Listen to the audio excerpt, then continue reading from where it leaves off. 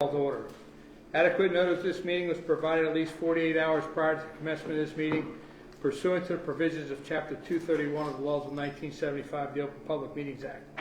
Notice of the time, date, and location of this meeting has been provided by posting a copy of the public meeting dates on a municipal bulletin board and sending a copy to the Asbury Park Press and by filing a copy with the municipal clerk. I'd like to have everyone to please stand for a salute to the flag, followed by a moment of silence as we remember Keith Bailey, former Freehold Borough police officer and a longtime member of the Freehold Fire Department, who passed away earlier this month. Chief Colonier, please lead us. I pledge allegiance to the flag of the United States of America and to the republic for which it stands, one nation, under God, indivisible, with liberty and justice for all.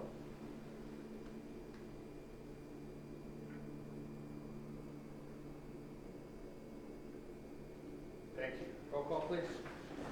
Mayor Kane. Here. Councilman Benedetto. Here. Councilman Friedman. Here. Councilwoman Jordan. Here.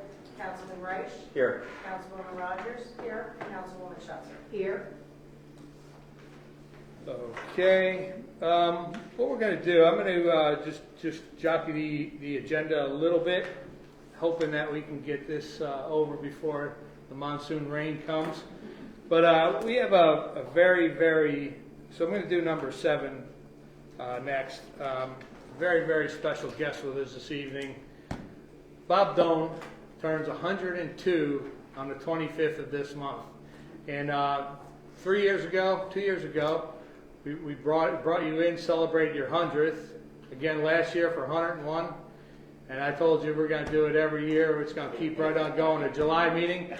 And actually, actually, you know, we might as well make it Bob Doan month of July. He was one of the inaugural recipients of our veteran street sign toppers on 4th of July for the corner of Hull and Cottage. We got a chance to present that to Mr. Doan, as I've always known him. But what I want to do is just present, resolutions, and we keep telling the same story over and over, but I want to just present you with a couple things, just to honor your 102nd birthday. We have a municipal citation in the Borough of Freehold. On behalf of the Mayor and Council of the Borough of Freehold, it is an honor and pleasure to extend to Robert Doan sincere congratulations on his 102nd birthday. Best wishes for many, many more happy, healthy, and productive years.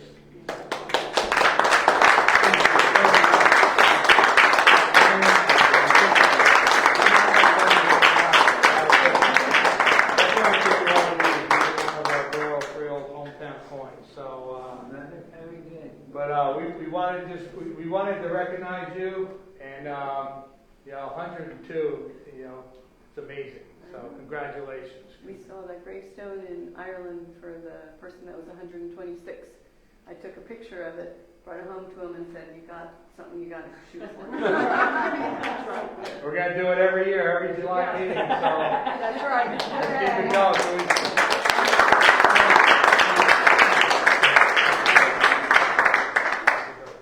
I love Freehold. There you go. Thanks. You guys can stay. I don't know if it's raining yet. Yeah, we'll probably get him out of here because it's gonna. I don't know if any council members care to.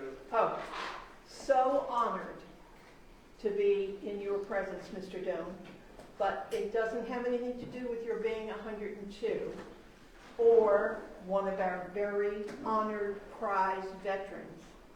It's the way I've always felt since the day I met you and your lovely wife.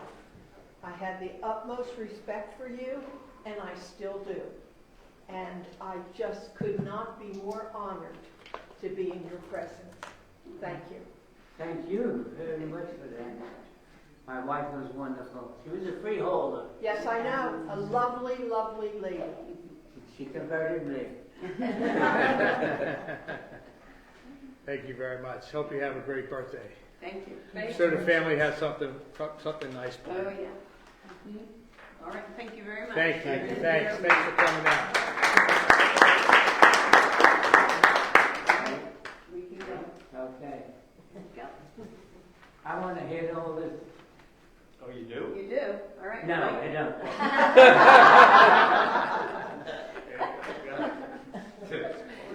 I'll be back next year. All right, we'll be waiting for you. Absolutely. Thank you. Will be a lot.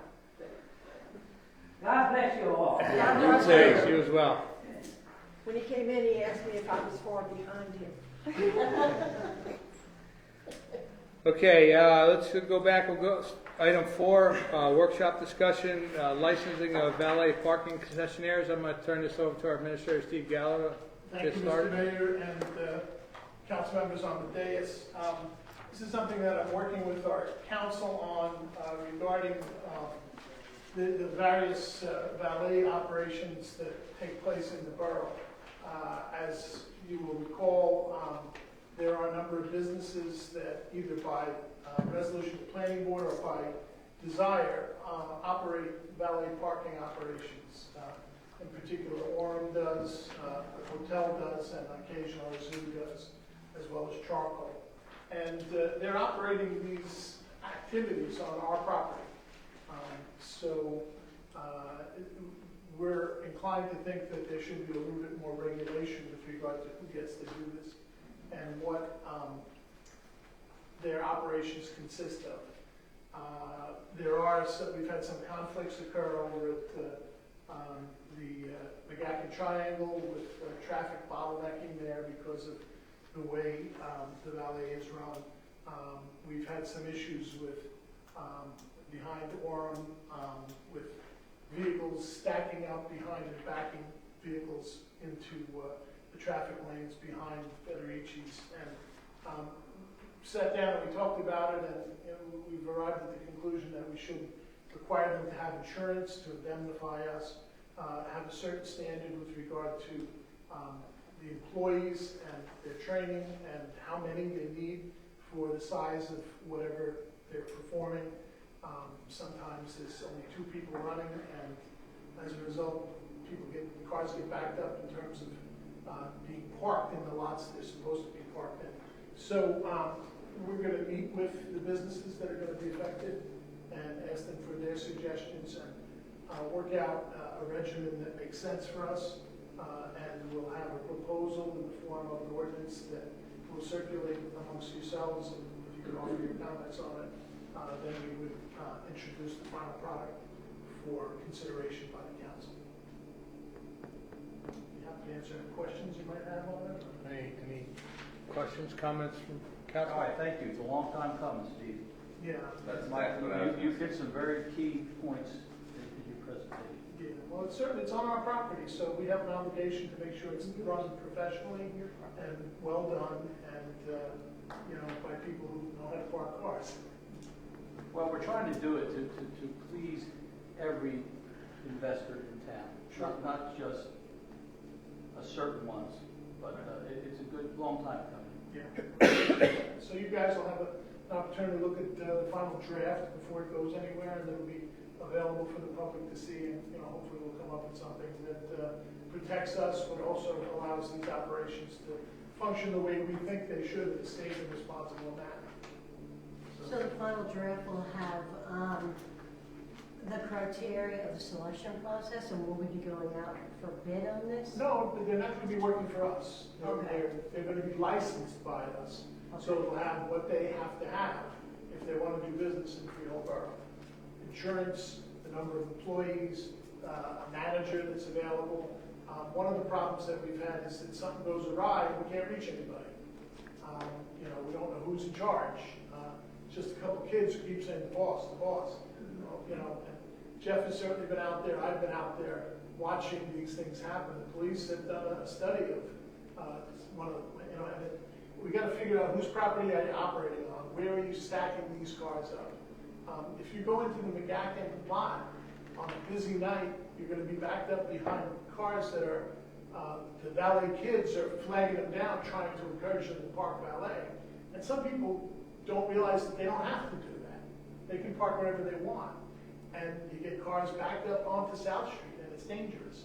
So we're going to make sure that those operations conform with police recommendations and that it operates smoothly and safely. And who's gonna be responsible for enforcing that? Well, as an enforcement of any ordinance that we put on the books, and, you know, the licensing aspect, if they don't get a license and they operate, then we'll deal with the borough attorney to, you know, enforce whatever type of litigation we have to pursue. Violations of the ordinance would be in the purview of the police department, and they would motor vehicle issues. You know, And parking utility deal with that? They could be empowered to do that, yes. Who did you ask? I'm sorry. Yeah. Parking utility. And if they continue to We'll pull violate, the license, and they won't be able to operate at all. I anticipate that they'll be cooperative. It's a business for them, and, you know, hopefully they want to do it safely like we want them to. It's not a third party that operates it, right? It's the actual business? No, it's a third party. They contract with somebody. Okay. It's kind of a specialized business. and- Is it all contracted with the same person? Yes. Or are they different? Presently, yes, it doesn't have to be, but it is. That was the original agreement between all the businesses, that it would be the same contractor. That way, at the time, because of lawsuits, the only person that used the one valet lot that was available was the valet that's currently doing it. So agreements were made, because he was the only one to access it, that he would valet for everyone, that way the cars could go there. In order to get a license, you're gonna have to tell us where you're putting these cars. So we will be actually the contractor who has to be licensed, not? Yes. Okay. Yeah, and part of their, you know, part of the application will be tell us where you're putting the cars. Right, no, I understand. Steve, is this gonna be a yearly? Annual, yeah. Anybody else? Okay. Thank you. That's basically it on that. Okay. We'll go right to item 5, the administrator's report. Sure. Okay. I'll briefly synopsize some of the activities we've been working on and then answer any questions that you may have. With regard to redevelopment, the Hometown Redevelopment Project, we received the appraisal reports for the parcels that are to be acquired to assemble the property necessary to construct the project. We're also working on the RAP, the Relocation Assistance Program, that has to be offered to those businesses that are being dislocated. And that will be finalized shortly. We've already mailed out a pamphlet detailing what that project is. And then Meridia, the designated developer, will begin the process of making offers and negotiating for the acquisition of the subject properties. Steve, real quick, is that just commercial? Those are just commercial tenants, right? There's no residential tenants involved? There are no residential tenants in those target properties. Okay. The KFM Partnership Project over on Court Street and Broad Street, they have taken on new partners and the project's being redesigned. They are looking at mostly for sale townhomes as opposed to rental units. There will be a number of rental units to meet their affordable housing obligation, but there will be for sale townhouses as well, and that should be developing in the very near future. 200 Park Avenue, we're still waiting for a start date on that. Nestle's seems to have attracted the attention of people who are interested in operating a data center. That's not a terrible use for that property. It's electric intensive and water intensive, so we get a new water customer. There is not a high degree of jobs that would be involved, but they would plan to reuse the existing building. People who should know have informed me that the demolition of the Nestle's building itself would cost in the neighborhood of $10 million just to demolish it, to level the site to use for other purposes. But that's one interest that seems to have taken root, and they will be coming in to meet with our redevelopment committee, and we'll see where that goes. We met with the new owners of the Freehold Raceway, and they have an interesting story to tell. They weren't particularly interested in buying the place, they just wanted part of it. And the owners made an offer they couldn't refuse, so they find themselves with a big piece of property, and they want to work with us to come up with a plan that satisfies the community and that's buildable and obviously something that is worth their effort. I received a phone call from the administrator of the township who wants to come and meet with us to talk about how we integrate this with their parcels, and come up with a unified approach. So we'll be meeting with them in the next week or so, and we'll see where we go. I think at some point, right now we have a redevelopment study, and the building, the process seems to be that it does meet the criteria. You have basically a building that is a single-purpose building that would be obsolete and unusable for other purposes, and you have a lot of vacant land, which has long been vacant. So that meets at least two of the criteria of the redevelopment law. So I believe that it will be eligible to be declared an area in need of redevelopment, and that will lead to the drafting of a redevelopment plan, which we anticipate would have a high degree of community discussion and input to make sure that the people's desires are reflected in the plan.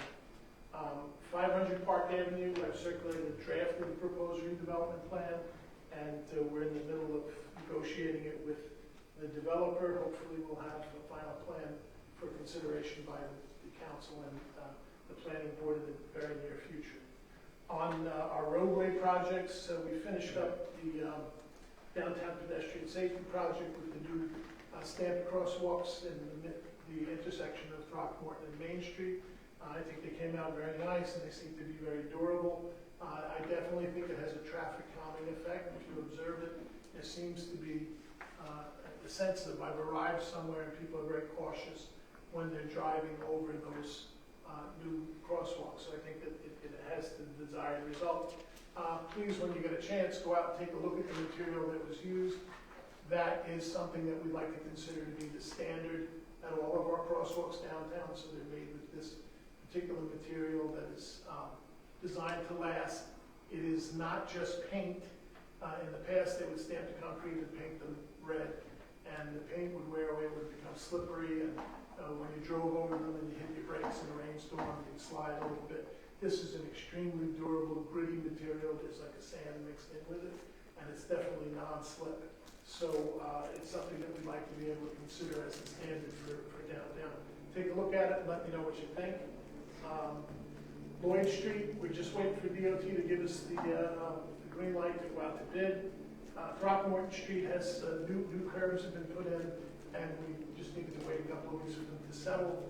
The engineers tell me that at the end of July, last week of July, they'll be paving Throckmorton Street. Bond and Liberty Street, the project design is complete and submitted to DOT. We're just waiting for them to get back to us. And yes, they are taking longer than we think they should. So we may have the mayor make a call to a friend of his to see if we can get them motivated to get those. They have to be approved, and then we can go out to bid and get these jobs done. Same thing with Monmouth Avenue. It's completely designed, ready to go, and it's down at DOT waiting for their approval. On our park projects, the North Street Park, the engineer is just finishing up a survey of the premises, and he's completing the preliminary environmental assessment of the property, and then Green Acres should have that filed for approval on the 25th of this month. Musgrave is supposed to be down at Green Acres on Friday. Veterans Park, we applied for additional funding for the park access stairway from Monmouth County CDBG. That was filed on the 9th of this month, and we're waiting to hear for that. We applied for Monmouth County open space funding for the soccer mini pitches. That application is filed, and we're expecting word shortly. Liberty Street Park, the second phase, we had to do a topographic survey of the second half of the park, with the playground and water feature is going to go. That design will commence as soon as the survey is finished. Court Street School should be out to bid sometime, probably this week or next week. We have completed work on the Lake Toponimus water quality study that it's been finalized, and we're working with the commission to apply for funding for a method to inhibit the growth of weeds in the lake itself. And Chairman Kane has come across with a method by which that can be done organically in a way that's not harmful to the environment, that all of the sediments and everything would be consumed by microbes, and you you would have none of that growth that's on top of the lake. So we're trying to pursue that. Then we have a number of minor projects that are going on. We're working on our wayfinding signage. We have a contract on the agenda tonight to award a contract to a company that's going to assist us in developing a wayfinding program for downtown and for the parking lots that will provide real-time information with regard to parking regulations, as well as locational signs that will tell you where to go for whatever you might be looking for. This is being paid for with a grant from the sports wagering grant that we received. And the grant will pay for the design of the signs as well as the installation. Lawrence and Enright, we haven't had any water complaints. Thank God, it seems to be solved. We're working on a lead service line replacement program and the water tower refurbishment. And then the only issue that we had that's new is at our last meeting we met with the residents of the Barklow and Brentwood neighborhood. We scheduled a meeting at their location at their Gross's house, and we got hit with a bad thunderstorm, so we had to reschedule. I spoke with Deb the other day, and she's willing to host us again and show us around. She's on vacation, but the week after next, she'll be available, and we'll go out and walk the neighborhood, learn about their concerns, and see what we can do about it. So that's basically what we're working on. Great, thanks. Any questions? I had a quick question about the painting for the crosswalks. Yes. Is the material only flat, or can you put something underneath it to give like a? It's got, that's what it's got. It has to be flat. No, it's not flat. No, no, It's no. got texture. No, I meant is like the intersection at Throckmorton and Main Street. Someone took a turn across the gray. You can kind of see the tire marks on it. We were looking at it, and it kind of looked like it wants to be up just a little bit, just to kind of like recognize it as like something you have to turn around. I'm not talking like a 6-inch curve, but like even if it's just half an inch or something to delineate it. Is it possible to do that with material? And you could build it up, I'm sure. Yeah. Make like a rumble strip effect or something. Yeah.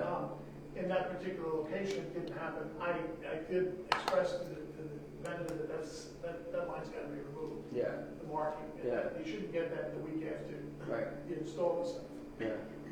So there's a number of punch list items that we'll be going over with them. So we did discuss, there was discussion about having it raised Yeah. at various points. And some of the issue is plowing. And, Right. kind of, it will get Caught. dinged up pretty Yeah. bad. Yeah. And so the goal is, but it does have, like Steve was saying, it's like a mixture of a concrete and paint Yeah.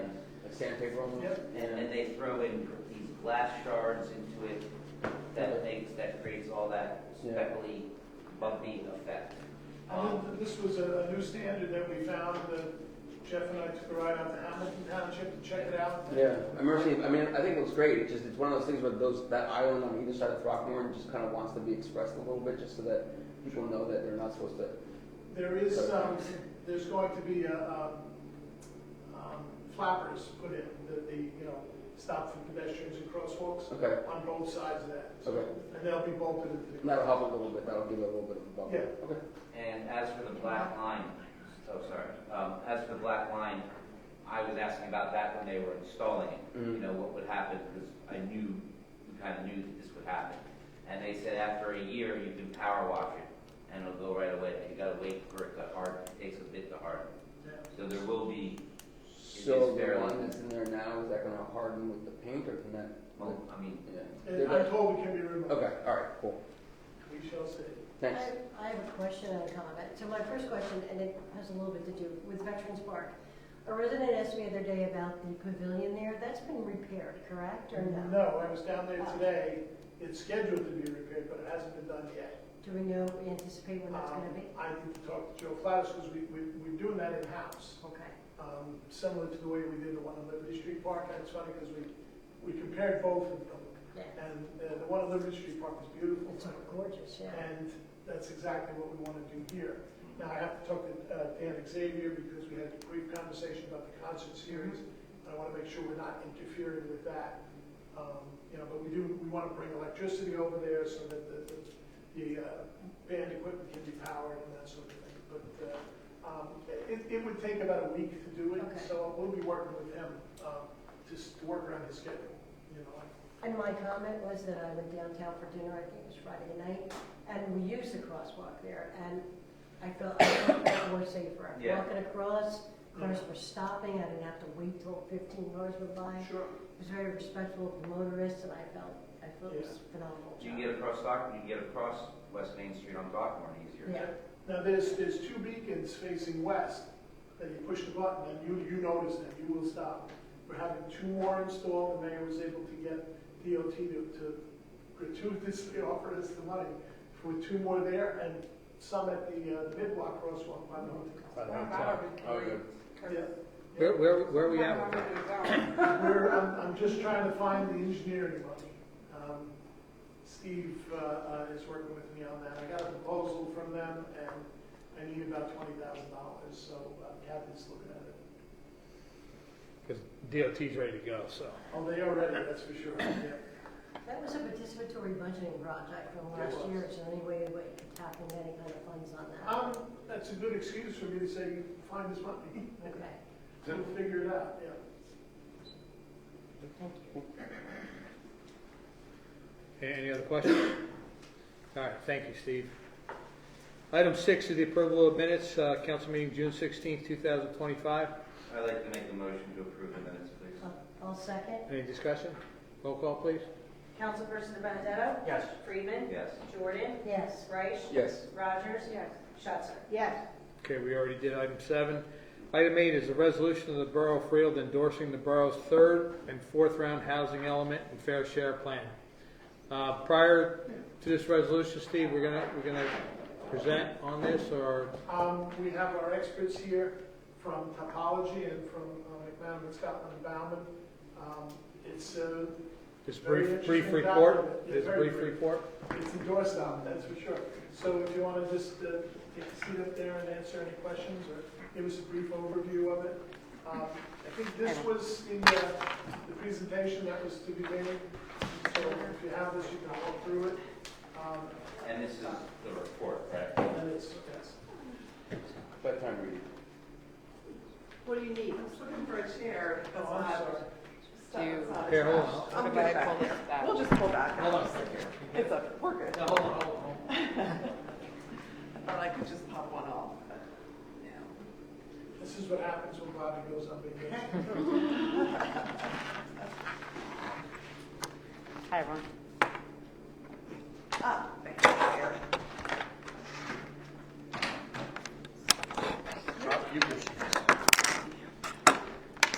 All righty. You guys can just, I'm after you for the record. Sure.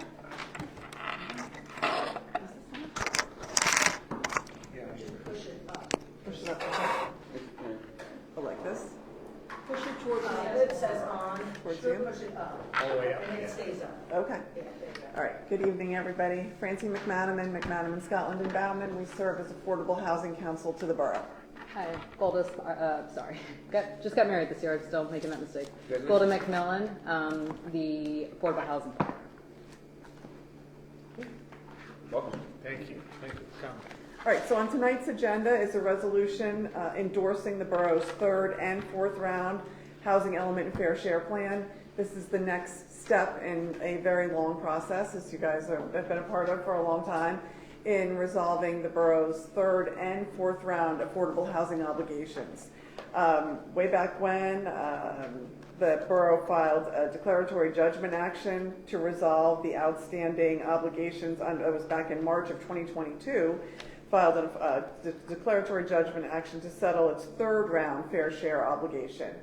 As that was progressing, the 4th round obligation was developed, and the borough made a determination to combine the 3rd and the 4th round obligations under one housing element and fair share plan. So this was presented to the planning board, and the planning board adopted it. Back on June 11th, it was first introduced to the planning board. That hearing was carried to June 25th, 2025. The planning board adopted a resolution approving the housing element and fair share plan for the 3rd and 4th rounds. And now the procedural requirement, since this is part of the borough's master plan, is that the council now has to consider a resolution endorsing the housing element fair share plan.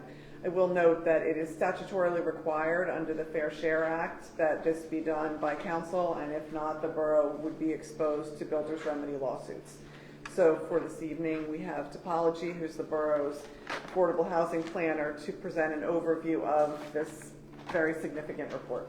So we're having a little bit of tech trouble, but the presentation's been handed out to you guys, and I will just speak to it. It's mostly just me going to be talking. I'm happy to answer any questions if anybody in the audience needs me to kind of show them something on my laptop of the presentation. Just want to confirm before we get started, does everyone have a copy of this that was distributed? Okay, all right, great. And we'll see that it gets put on the website. Mm-hmm. But what is before you was the exact presentation that was presented to the planning board. So as Francie mentioned, this is an endorsement. It's a follow-up action to what was the formal hearing and adoption of this housing element, which was done at the planning board, I guess last month at this point. So I'm just going to go through what the plan is and make myself available for any questions afterwards.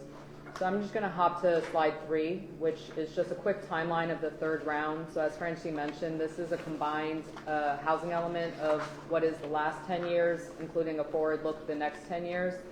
A little unusual. It's not the only municipality I've done a combined plan with, but it's not something that you regularly do.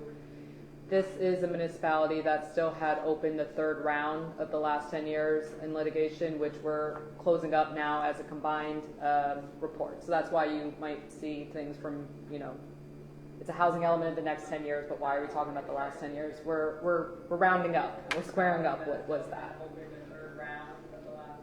Sorry, I'm just hearing myself. It's odd. So between the two timelines, just to kind of talk about the third round is this municipality had a I can't really say that very well. Declaratory, can you say that word? Declaratory. Thank you. Judgment action, which was something kind of the third round, which is what opened up the case with the courts and what we're closing up right now, essentially. And in doing this since 2022, we've been drafting. I think there's been some fair share housing involvement, but we finally, I think, are at a good place right now where this plan will wrap all that up, and the third round will be closed in this process too. That's the high-level point of that slide. For the fourth round, just kind of a big overview of where things got a little different in the fourth round on a state basis. So back in January, this governing body adopted a resolution that was accepting of a number that was non-binding given out by Department of Community Affairs, DCA is what the acronym. And what that number did was it took what was their non-binding estimate of what this municipality's affordable housing obligation would be for the next 10 years, and it made that binding. And to my knowledge, there was no objection filed, which some of that had happened in some towns. Not this one. So essentially, that number became binding. So for the next 10 years, the municipal obligation is 49 new units. So that's what I'll get into the plan in a moment. And I just want this board or this body to know that after tonight and into August, and this is again on a statewide basis, is a challenge period on the state where all these plans are going to get reviewed likely by Fair Share Housing, maybe the Builders Association, a couple of public interest groups. And come September, we'll have a better idea of any of challenges to this plan, as well as any municipal housing element is subject to this challenge period. And by September, we'll have resolution of this housing element, and that will be the official plan for the next 10 years. And therefore, would need the items implemented. So just going to slide 5, the key terms here. Two things you might hear me say are the present need obligation and the prospective need obligation. These are very technical terms of housing element jargon, present need obligation, it's the deficient substandard housing units for low moderate income housing within the municipality. Basically, it's your rehab obligation is another way to present that, and that's a number that gets derived from the census data that's assigned to a municipality. Then you have your prospective need obligation. It's something I like to call like your new construction obligation, and that can also include credits, that bonus credits, which I'll talk to in a moment, but that is what is that 49 that you adopted back in January, which became your obligation. So just going to slide 6, this is something called addressing the obligation, which is something new in the 4th round, which is the municipalities have a right to something called a vacant land adjustment, because all these municipalities, they get assigned these numbers, and then the reality is, where does that housing go in terms of the actual vacant land that's available? So, actually we didn't do a vacant land adjustment here, so. Yeah, we had started doing one. You know what, I'm gonna actually skip this slide, because it's not actually as relevant for Freehold, so my apologies. But I will hop to the next slide, bonus credits here for the 4th round. So something I'm also going to talk about in the plan are these things called bonus credits. So you have your new construction obligation, but you are available to use up to 25% of your obligation to a bonus credit. And that could be a number of things. In this case, you can avail a bonus credit if you use a special needs housing to be one of your compliance projects, as well as a market to affordable conversion, you know, when you take a market unit and now it's deed restricted to be affordable, or if it's a project where the municipality contributes 100% of its funding to it. That can actually yield a 1-to-1 credit, so a 1 unit would actually be 2 credits in that case. Can that be existing places of special need? So if it Or has to be is new? renewed deed restrictions, it depends on if it's in your prior round. And I think we might actually have this in the compliance plan, so I'll elaborate on that when that If slide it's like comes. rehab, that would count, right? So a rehab of supportive needs? Yeah, a place that maybe was supportive is no longer and it's gonna get rehab to be, that would get recounted. If usually if it's like deed restrictions get extended in those cases. If there's cases like that that's not in this compliance plan, it's definitely worth documenting just over time, because in the next 5 years, all the municipalities are going to probably have to do this thing called a midpoint review, which is report, hey, 5 years later, this is what we said we do, this is where we're at, and in the event something changes, or you want to maybe amend this in 5 years, you don't know what the future holds. Documenting anything like that that happens or has happened that might not be in this plan or that could be, that's worth considering, yeah. At the very least, maybe for that rehab obligation. So just on the bonus credits, also not as big of a bonus, but a half a bonus, partnerships with non-profit developers, transit-oriented type developments, which is actually one of the ones that's used in your case, age-restricted housing. When you take commercial sites and redevelop them into affordable housing, if you extend certain affordability controls, if you have projects with more than 3 bedrooms, these are all examples of what can avail a bonus credit. So when I get to the slide about what is your plan, I'll say which ones come into play. So slide 8 here, it's the one that says HEFSP, Housing Element Fair Share Plan. This just breaks down what this massive document is. It's a lot of pages, but the meat of it is really, the document itself has a lot of appendices to it. You have to mandatory put certain ordinances in place, spending plans, etc. So of the actual content of this housing element, these are the 3 sections this thing gets into. The first one is an introduction and legal background, which is really just over the, I guess it's like 5 decades now, since the 70s. That's crazy, but that's 5 decades worth now. Just the history of Mount Laurel housing and background about that. I'm happy to answer any specific questions about that. I'm also happy to answer any specific questions about part 2, which is the housing element, which talks about more about census, demographic conditions. Those are all items that are kind of mandatory under the municipal land use law to include in housing elements. They don't really touch upon what your compliance plan will be. That's what is this 3rd part, which is your fair share plan, which is your approach to how you're going to meet this affordable housing obligation. And that's going to be kind of primarily what I talk about from here. So the next slide, slide 9, it says additional requirements. Again, I said there's, the content to this housing element, and then there's a number of appendices. These are required appendices to your housing element. It's all the resolutions and ordinances, such as your developer fee ordinances, your municipal housing liaison appointment resolutions, things that need to be, appendicized here, as well as your affirmative marketing plan, which is administered by your administrative agent. Any kind of affordable housing unit needs to have a fair and sort of an open process under the ordinance. Your spending plan, which is what takes your developer fee, trust dollars, and sort of programs that money under the regulations. And then your housing liaison and admin agent required resolutions appointing who those people are. So slide 10, actually really slide 11, which is your borough's compliance strategy. So this is your high level number of third round and fourth round obligations. So that present need being that rehab combined of 557 units.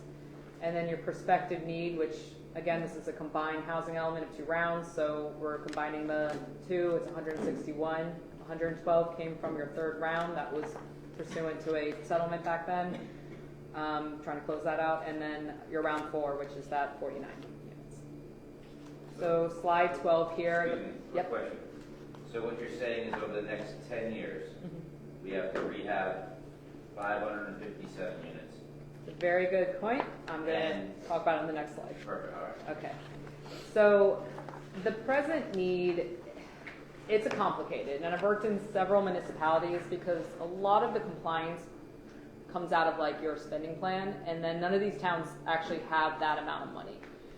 So the approach typically is kind of supporting the local county, in this case Monmouth County's home repair program, or sometimes they call it a home improvement program, a HIP program.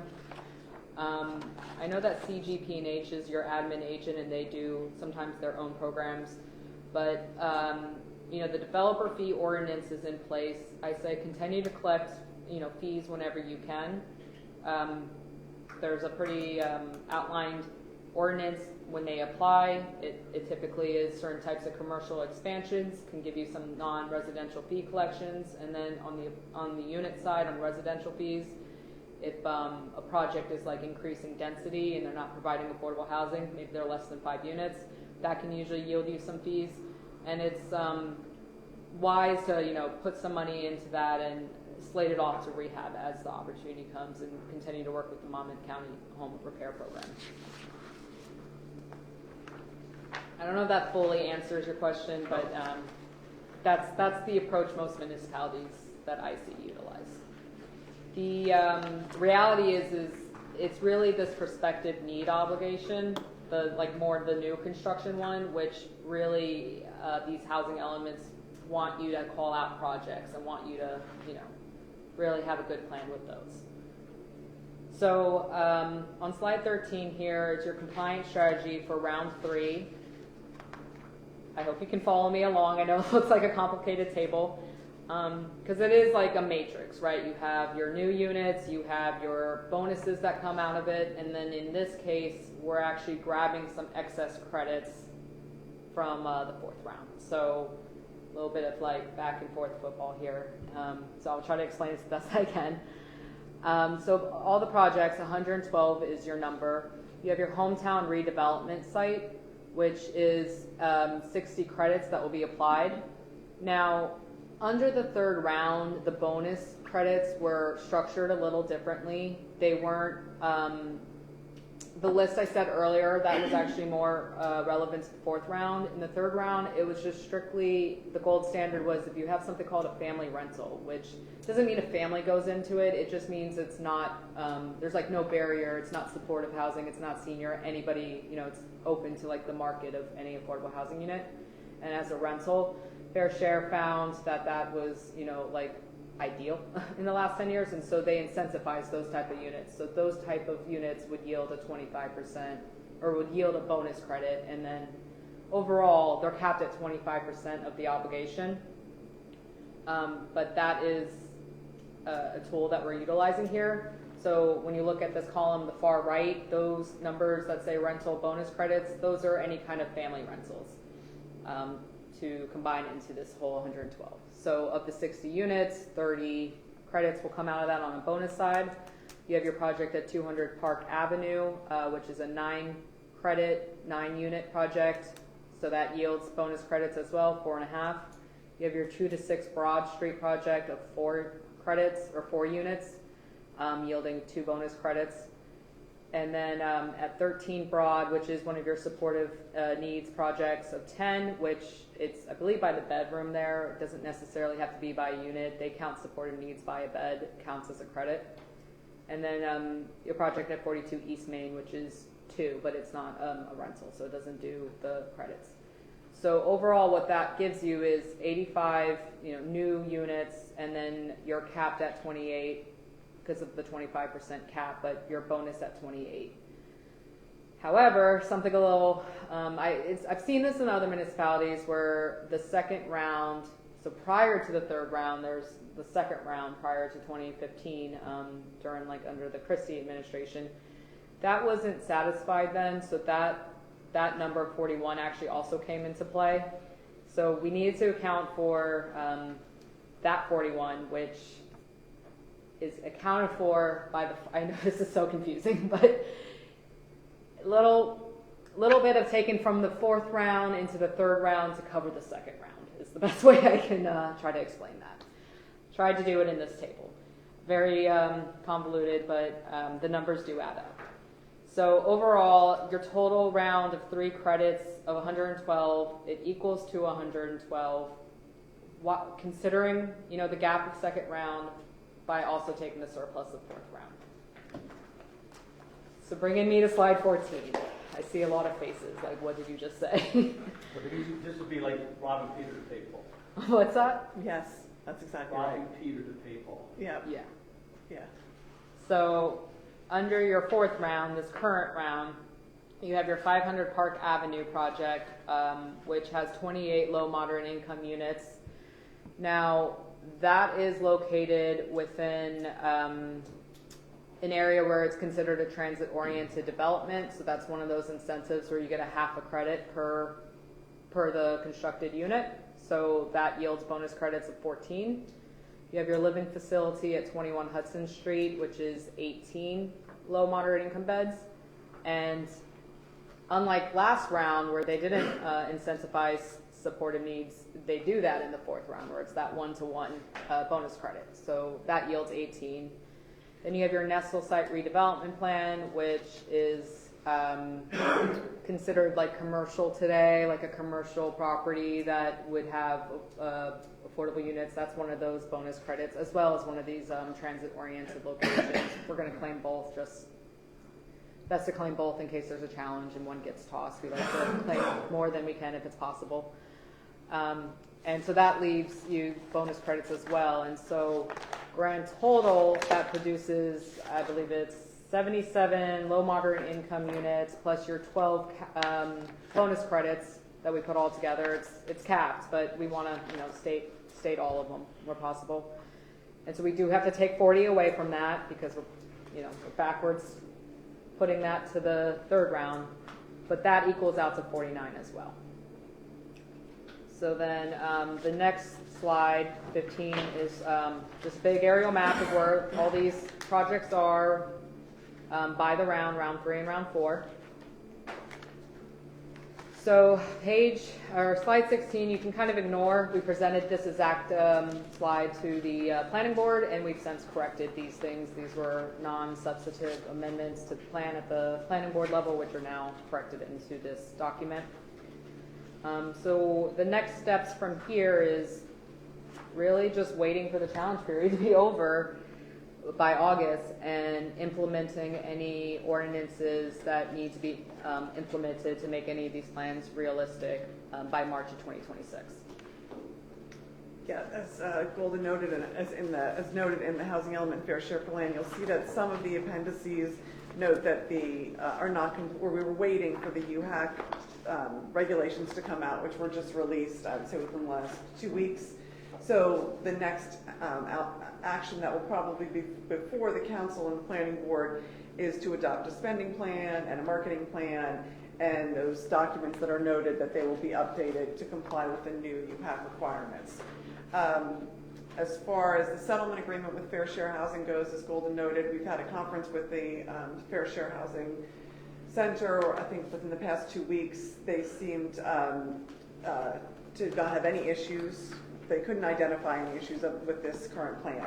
So we're not anticipating a challenge for them. In fact, they represented that they're in the process of preparing a combined third and fourth round settlement agreement. It's a unique document, as Golda mentioned. This is, you're not the only municipality, you're close to the only municipality who's doing combined third and fourth. So they're sort of inventing the wheel as to what that settlement agreement will look like. So that will be the next step, is what comes before you for consideration and approval to execute the settlement agreement. We do have a case management conference with the court on August 19th to address just the status of the declaratory judgment action, where the settlement agreement is, and just make sure everything keeps moving towards a resolution as far as finalizing the settlement agreement to resolve the third round declaratory judgment action and then get executed agreement on the fourth round as well. Okay. Do you have any questions for Francie or Golda? I just have a quick one. So in the challenge period, do they have to challenge the whole report or just aspects of the report they don't like? Your number, aspects of the report, basically what they can challenge is the compliance mechanism. Okay. Your number is locked in. That was a number that came from DCA. The borough adopted it. You did not take what was called the vacant land adjustment, trying to reduce your obligation. They gave you an obligation of 49 for new construction and 270 for rehab, your obligation, and the borough said we agree with those numbers, and you did not try and adjust them. So what this report includes are compliance mechanisms to meet those numbers. What builders could do is come forward and say, I have a better option. I see your compliance mechanisms, but I think I have a better site, and I'm going to argue and submit to the program, capital P, which is what manages the fourth round compliance mechanisms. I'm going to argue to the program that the borough should be considering my project. That's what the challenge would lie in, not in increasing your obligation. And the challenge goes, you said, goes to the courts? It's what they've created for the fourth round is called the program. It's made up of judges. So it really is similar to going through a court proceeding. And other municipalities can do the same thing. They can challenge us? They can challenge saying, we should have more, they have too much. No, you can't change your number is your number. They can't challenge your number. There was a period back in, I think it was June, where some municipalities were saying, we don't like our number. We're going to say we don't want our number, we want a lower number. And there was a lot of sort of somewhat confusion as to what happens. Let's say a neighboring municipality gets their number reduced. Well, what happens to that excess, right? Or what's going to happen to those units? That's still up in the air. But certainly the general position of municipalities is you can't increase our number. You gave us our number and we adopted our number. We have two properties that border both towns, so. Right, understood, yes. Anybody else? I said this to you before. It amazes me that there was a day when you said this would be, to yourself, this would be an interesting thing to go into. Because you know what? I look at this is the report. I look at this and I say, who were the geniuses that came up with this thing? And then you have to sit and go through all this. God bless you. God bless you. She got married. Excuse me? Oh, I said I got married. She did it before she got married, though. Yeah. Recently got married. Yeah. Oh my God.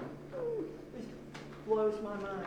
Well, I just want to thank you for your guys. Yeah. Yeah. And everyone's extreme. I was going to go to the last board. page here. And just, thanks for all your hard work on this. It'll be good to get this out of the way and prevent these continual waste of time with these builder remedies. And thank you. Appreciate that, thank you. Just got to get through the summer.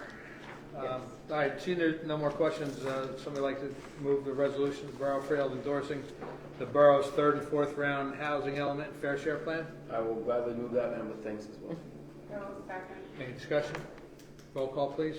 Councilperson Benedetto? Yes. Friedman? Yes. Jordan? Yes. Reich? Yes. Rogers? Yes. Shelter? Yes. That resolution is adopted. Thank you very much. Thank you. for- Thank you, Mayor. Thank you all, good to see you. Thank you.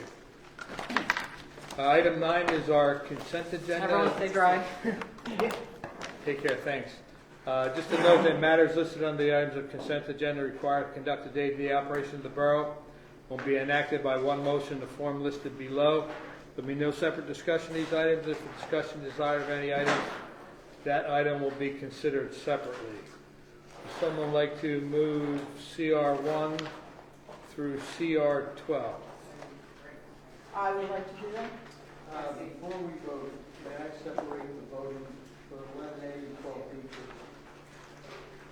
And I'd like clarification. I have a question on 12A. There's no time frame, I guess, our license to that vendor is in place? Yes, it's in the ordinance. Yeah. Just making sure. 10 to 9.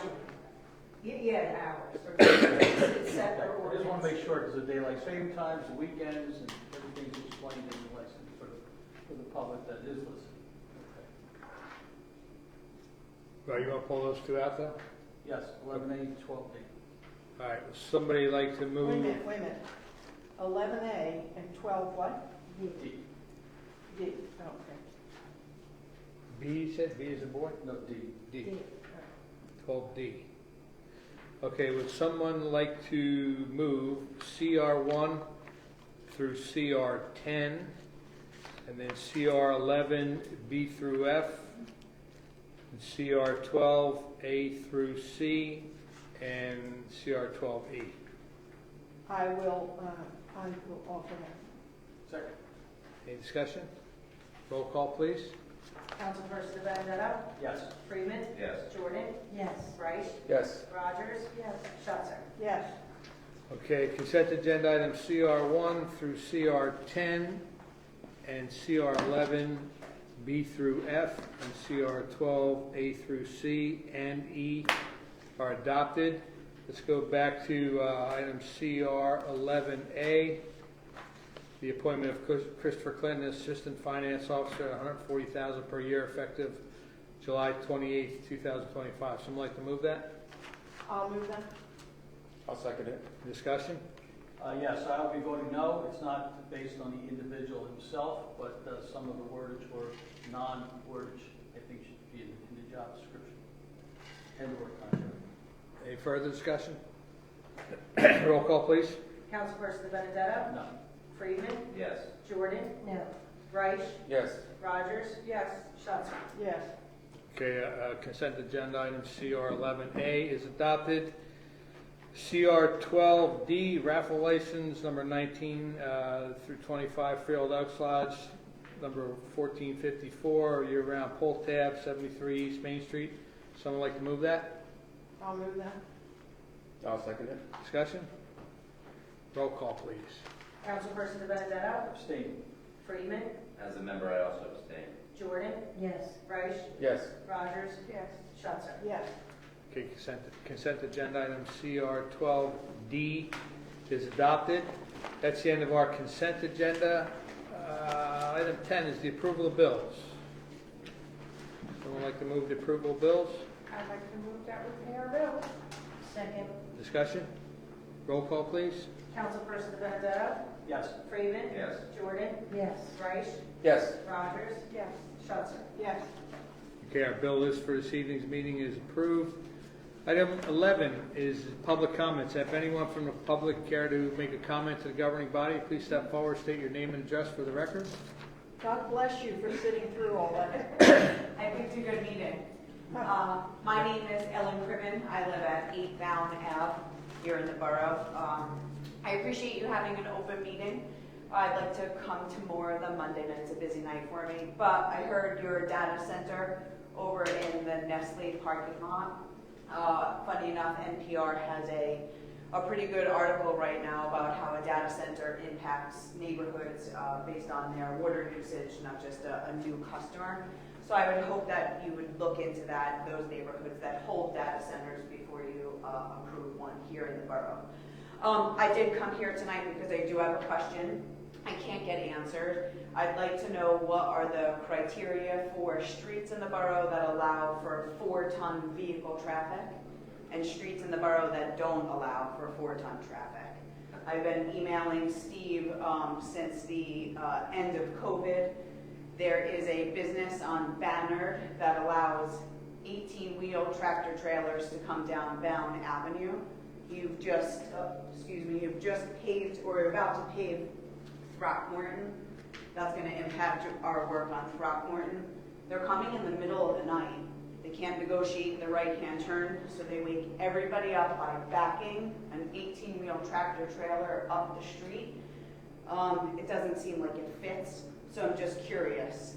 Why are some streets allowed to have truck traffic like that and some not? That's my question. We could,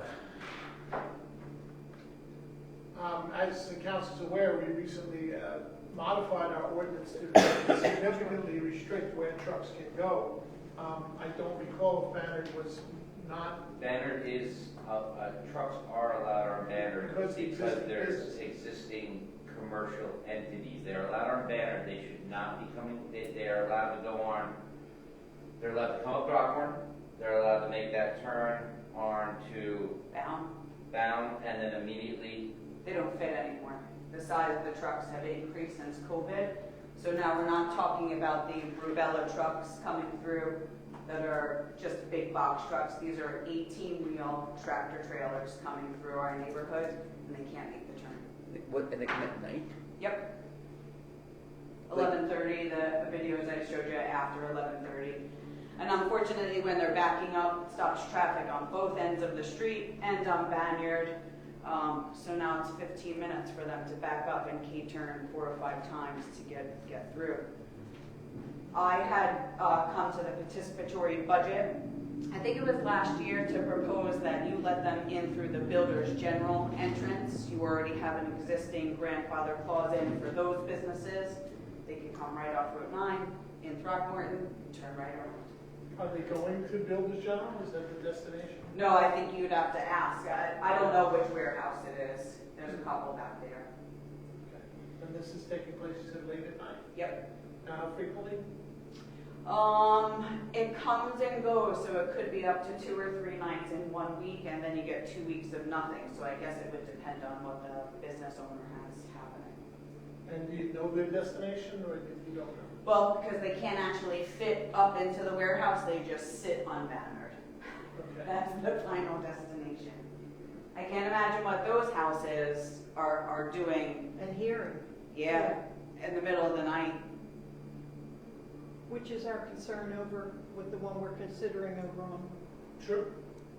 And what entrance you talking about, Builders General? There's an entrance for Builders General on Throckmorton. Right. Yep. That cuts, you're saying. that goes to their property. It may, I've never been on their property. I don't think it goes through to. There's no gate on They there. close their gates on Bannard at night, don't they? I don't know if they have gates over there. Yeah, I'm not even sure is there access to Banner from? Do you know, Chief? I've never looked closely. I haven't either. To my knowledge, all deliveries for Builders General are done from access on Throckmorton Street. Right. I have seen vehicles belonging to Builders General, not commercial size box trucks or anything, parked on that street, which I think they might have a pedestrian entrance into the property there on the back They have like a side. trailer office, something that you can access that way, yes. But she's saying that Builders General. It's not So them. it's not It's them. not them. It's somebody It's not them. else. It's Somebody somebody else. else. There's a gate entrance from Builders General to Bernard Street. Okay. Yeah, I'm just It curious looks where like these it's- trucks are going. Which is locked. It looks like it's closer to Thomas than Lenore.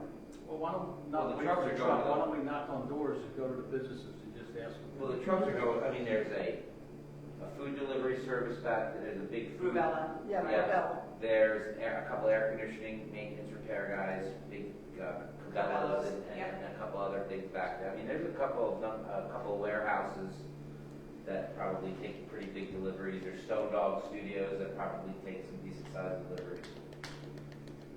But it's also too, when you and I spoke about this a while ago, We when I did. talked I think I talked to Lieutenant Santana about it as well, so maybe you give him, but you also were concerned about the idling as well. They were Yes. idling for. Yep. The whole time they're having a delivery.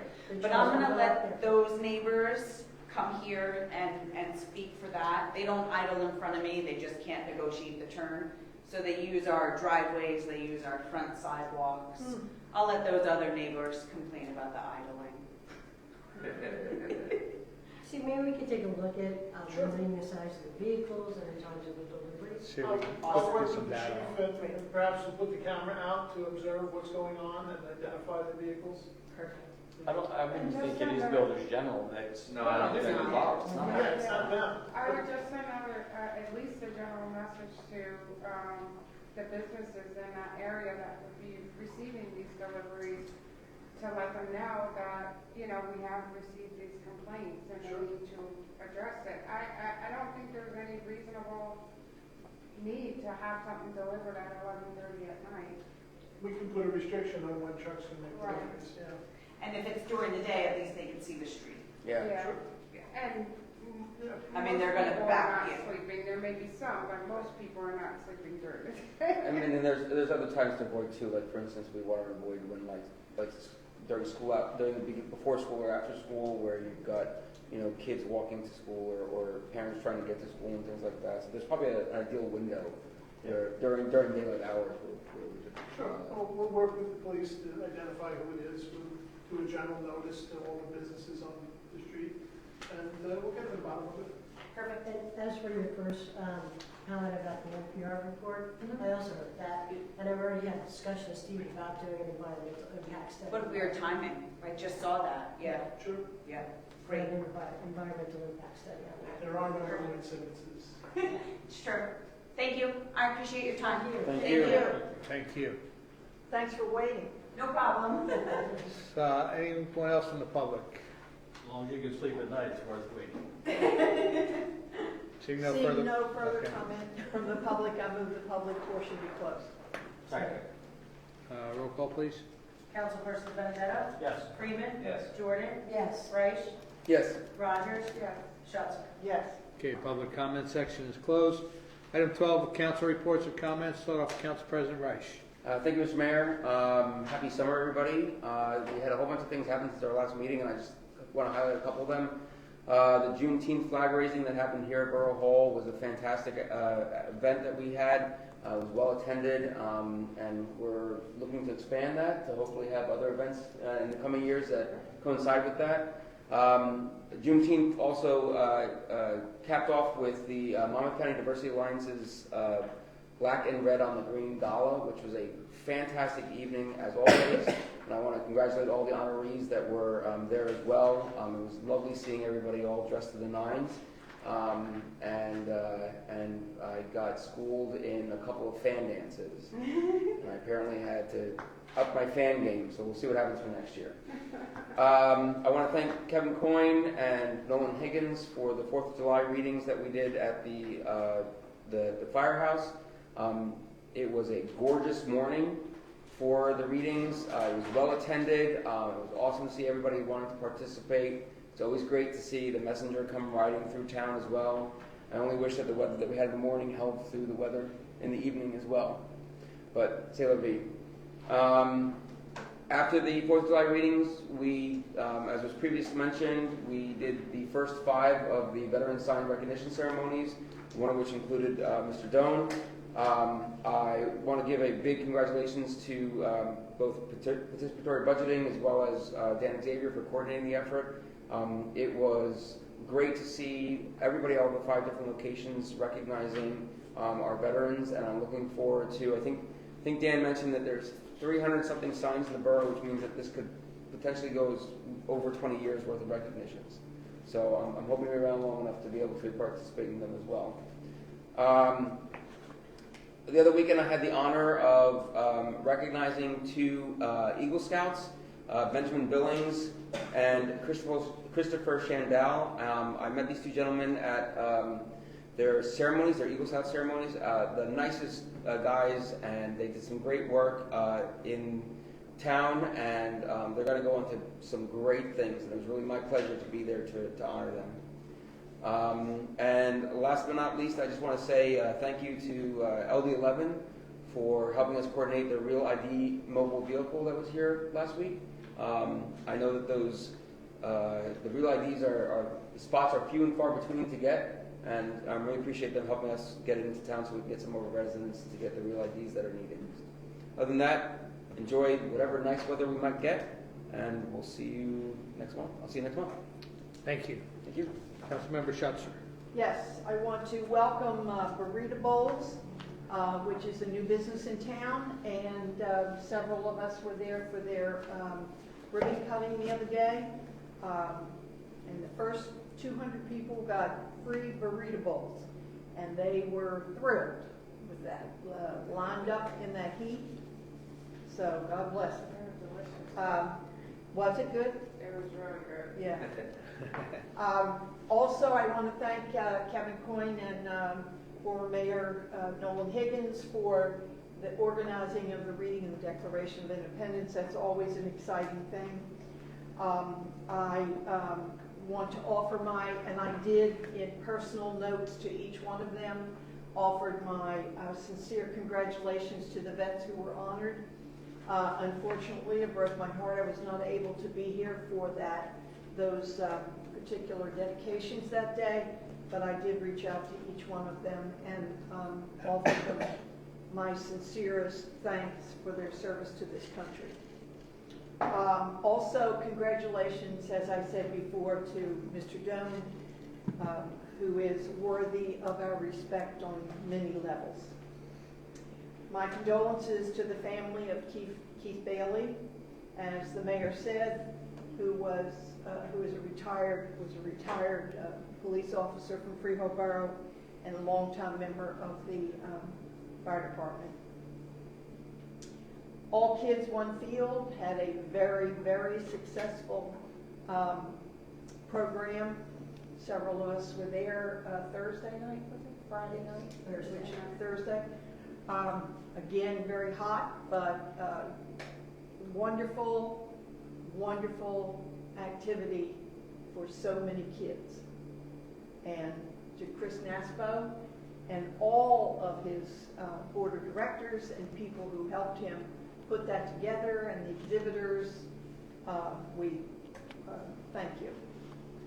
I was thrilled today when I drove through town and the half-mile courses were going up.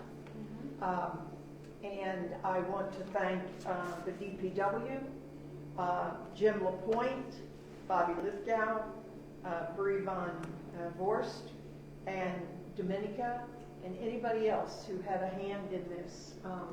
At one point, I drove down South Street, and I looked over, and Dominica was holding one of these horses in her arms while they were fixing the thing for it to go on. She looked like she had a horse in her arms, standing there waiting to. But honestly, one is just better than the next. It amazes me that the talent, and so I encourage everybody to walk through in town and really appreciate the artistry and the idea. What a wonderful thing. Brings a lot. I saw people standing today already looking at it.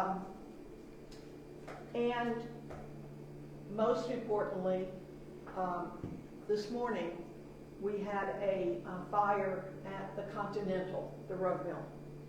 And it was in one of the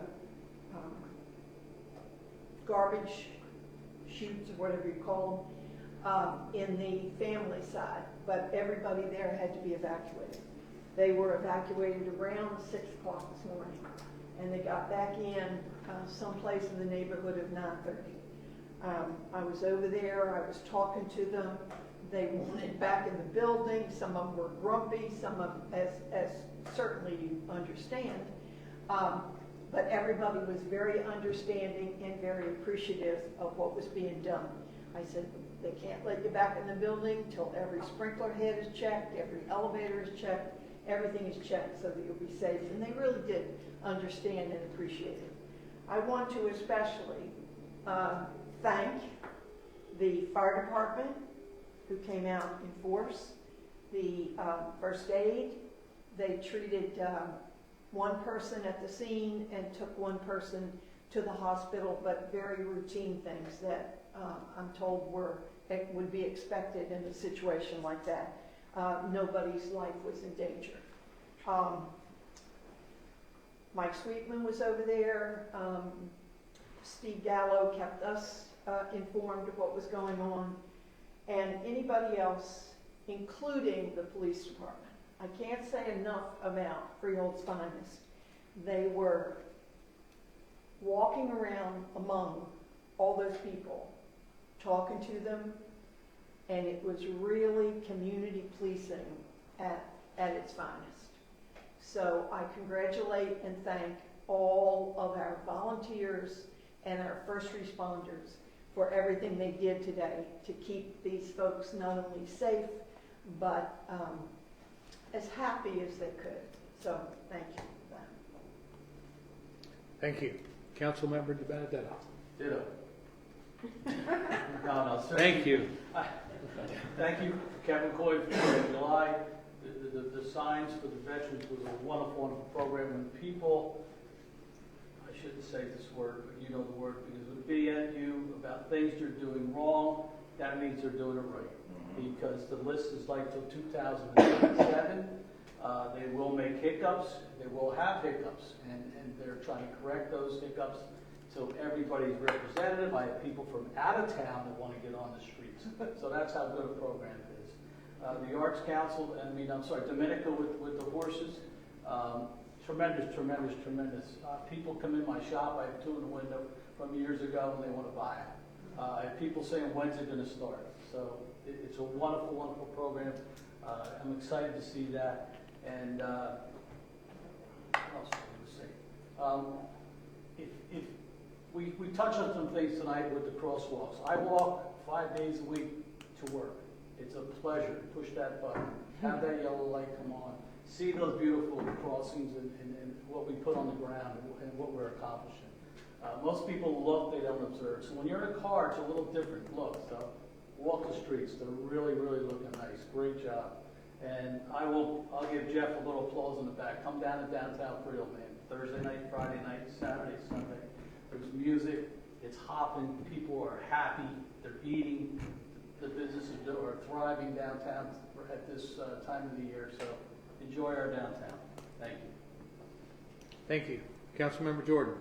Thank you. Just want to let everybody know that Old Hill Day is fast approaching.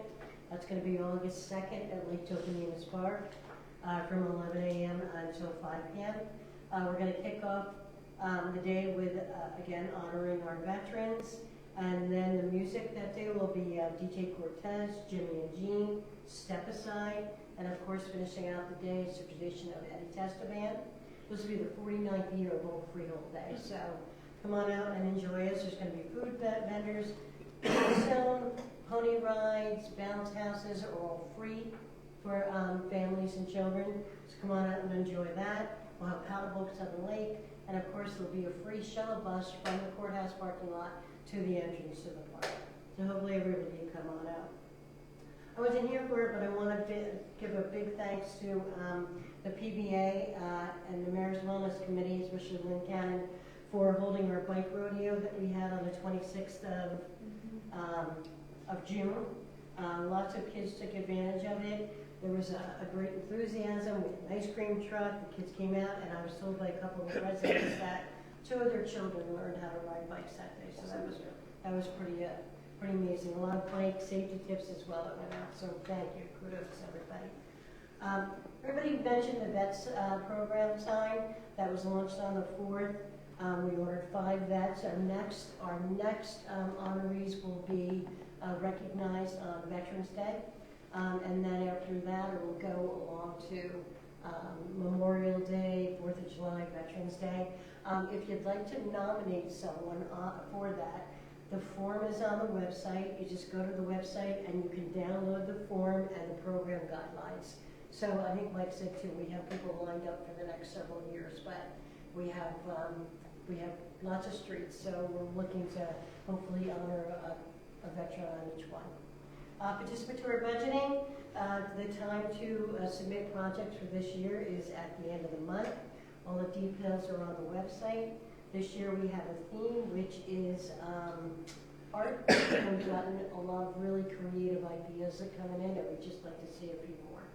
And just a final note, Mayor's Wellness, Walking with Wendell, is still being held every Tuesday at 10:30 at Liberty Park. Seniors, this is kind of geared towards seniors, but anyone is welcome to come out. Wendell will be there even to show you how to use the equipment.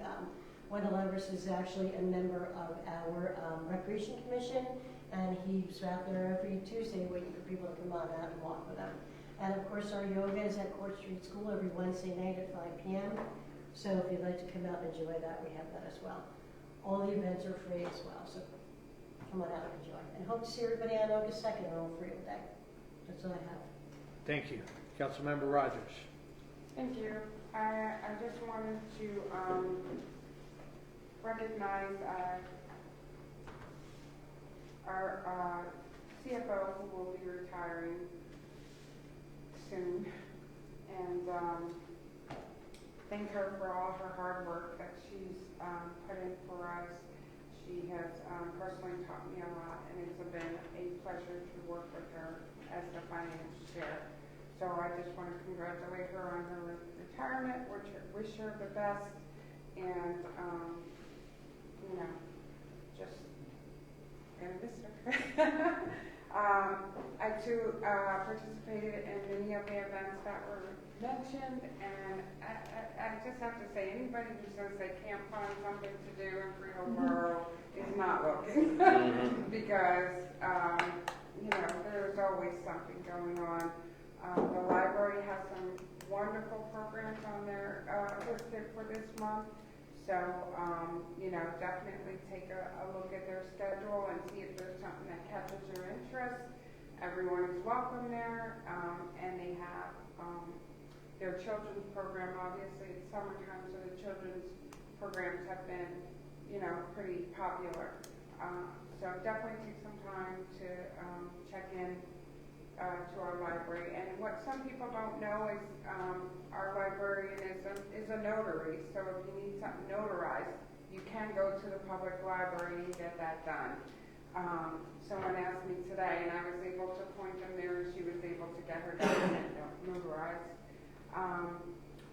As Councilman Rice mentioned earlier, HRAC is definitely looking to add more recognitions for our community. There is a lot going on in our community, so we definitely want to make sure that, you know, we celebrate our cultural diversity. So if there is someone who would like to have a celebration or just a flag raising, let us know, and we'll be happy to work with you to get it done. And lastly, I wanted to also congratulate our veterans that were honored. These were deeply, deeply moving ceremonies at each corner, and the turnout was just beyond anything that I expected.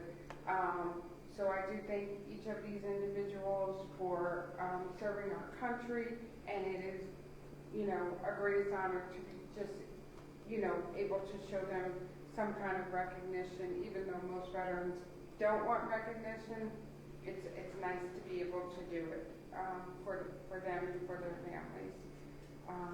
So that's what I have. Thank you. Thank you. Councilmember Friedman. It's hard to really say much more than what's been said about everything that's been done over the last few weeks for the veterans who did various events. So I just concur with what all my colleagues say and wish everyone a wonderful rest of your summer. Thank you. And I'll do the exact same. Just thanks for coming out tonight. Summer's cranking, so get out and enjoy yourselves. There's, like everybody said, there's so much to do. You know, enjoy yourself. So, there being no further business, I'll entertain a motion to adjourn. Motion to adjourn. Second. Roll call, please. Councilperson Benedetto? Yes. Yes. Freeman? Yes. Jordan? Yes. Rice? Yes. Rogers? Yes. Schultz? Yes. Thank you.